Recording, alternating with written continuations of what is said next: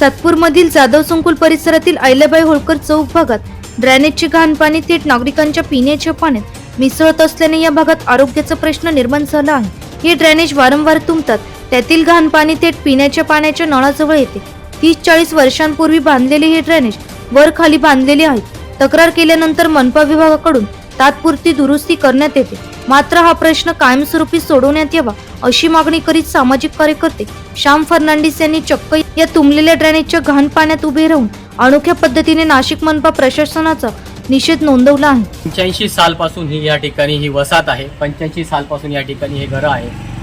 85 सालापासून आज तुम्ही जर बघाल तर 38-40 वर्ष आले. 38-40 वर्षात अनेक नगरसेवक आले गेले, नगरसेवक बदलले, पण इथली ड्रेनेज समस्या काय बदलली नाही. ड्रेनेज लाईन त्या लोकांनी बदलली नाही. त्यामुळे आज पण इथल्या नागरिकांना तीच समस्या वारंवार नगरपालिकेमध्ये तक्रार अर्ज आहे, ऑनलाईन कंप्लेंटही आहे. त्याच समस्येला दर हप्त्याला नागरिकांना सामोरं जावं लागतंय. आणि तुम्ही या ठिकाणी बघू शकता की पिण्याचं पाणी या ठिकाणी नागरिक भरतात. त्या ठिकाणी ड्रेनेजचं पाणी आलेलं आहे. त्यामुळे या ड्रेनेजच्या पाण्यामध्ये उभं राहून मी या ठिकाणी मनपा प्रशासनाचा या ठिकाणी निषेध करतोय.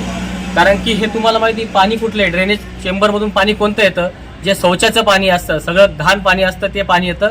आणि त्या पाण्यात मी उभं राहून इथं निषेध करतोय. कारण की या ठिकाणी नागरिक प्यायचं पाणी भरतात, त्यांना पाणी सुद्धा भरायची व्यवस्था झालेली नाही आज. कारण इथं ड्रेनेजचं पाणी जमा झालेलं म्हणून लहान इथं बालगोपाल आहे. इथं आजारांच्या समस्या उद्भवता, डास होता, अनेक समस्यांना नागरिकांना त्याच समस्यांना घडी सामोरं जायला लागतं.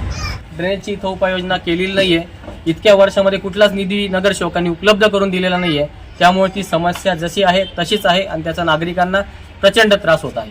तात्पुरतं आज इथं जर मी प्रशासनाला निवेदन दिलं तर प्रशासन आज ड्रेनेजचं चोकअप काढणार, परत ती समस्या जैसे ते तशीच राहणार आहे. त्यासाठी नवीन ड्रेनेज लाईन टाकली गेली पाहिजे, पण ते प्रशासन करत नाही. मला असं वाटतं की गेल्या अनेक वर्षापासून इथं ड्रेनेज लाईन पास मंजूर झाली का नाही झाली, का प्रशासनाने त्याचे पैसे खाऊन घेतले, हा शंका व्यक्त होती माझ्या मनात. फक्त ड्रेनेजच्या पाण्यात उभं राहून मी या ठिकाणी निषेध करतोय.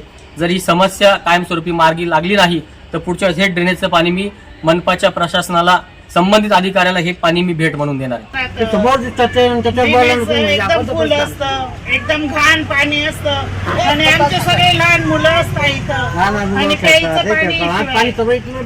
पाणी प्यायचं कसं काय. ड्रेनेजचा हा प्रश्न कायमस्वरूपी न सोडवल्यास नाशिक मनपातील संबंधित विभागाच्या अधिकाऱ्यांना हे ड्रेनेजचे पाणी भेट देणार असल्याचे यावेळी सांगितले आहे. हा प्रश्न कायमस्वरूपी सोडवण्यात यावा अशी मागणी या भागातील नागरिक करीत आहेत.